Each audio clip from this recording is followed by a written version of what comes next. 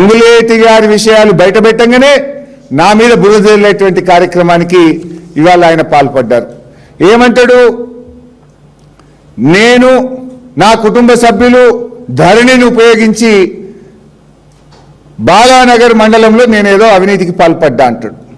నేను అంటా ఉన్నా, నువ్వు నా బావమరిది పేరు తీసినావు, నా తమ్ముడు పేరు తీసినావు, ఓకే. నా బావమరి మీద ఆరోపణలు చేసినావు, నా తమ్ముడి మీద ఆరోపణలు చేసినావు. హౌస్ కమిటీ వేయడానికి హరీష్ రావు రెడీయా అని నన్ను అడిగినావు కదా. I'm ready. నీ తమ్ముళ్ళు చేసిన భూ కుంభకోణాల మీద, నీ తమ్ముళ్ళు చేసిన టీడీఆర్ కుంభకోణాల మీద, నీ తమ్ముడు చేసిన కేఎల్ఎస్ఆర్ టెండర్ల కుంభకోణం మీద నువ్వు రెడీ అయితే నా తమ్ముడి మీద నేను కూడా రెడీ. ఇద్దరం కూడా ఎంక్వైరీకి ఇద్దాం. నా బావమరిది మీద ఆరోపణ చేసినావు కదా, నేను రెడీ.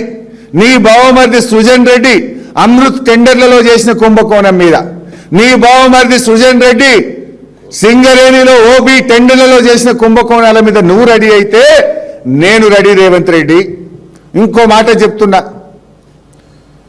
నేను చెప్పిన హౌస్ కమిటీ వేయకు, నువ్వు చెప్పిన సిబిసిఐడి వద్దు. ఇద్దరం కలిసి హైకోర్టు సిట్టింగ్ జడ్జి చేత విచారణ జరిపిద్దాం. Are you ready mister Revanth Reddy? Let's give it to high court sitting judge. నిజాలు బయటకు రాని. I'm ready. Are you ready? తోకముడిచి పారిపోకు, చిల్లర మాటలు మాట్లాడకు, నీ చెంచాగాలతో నన్ను తిట్టించే ప్రయత్నం చేయకు. దమ్ము ఉంటే, నిజాయితీ ఉంటే come on, will give it to sitting judge.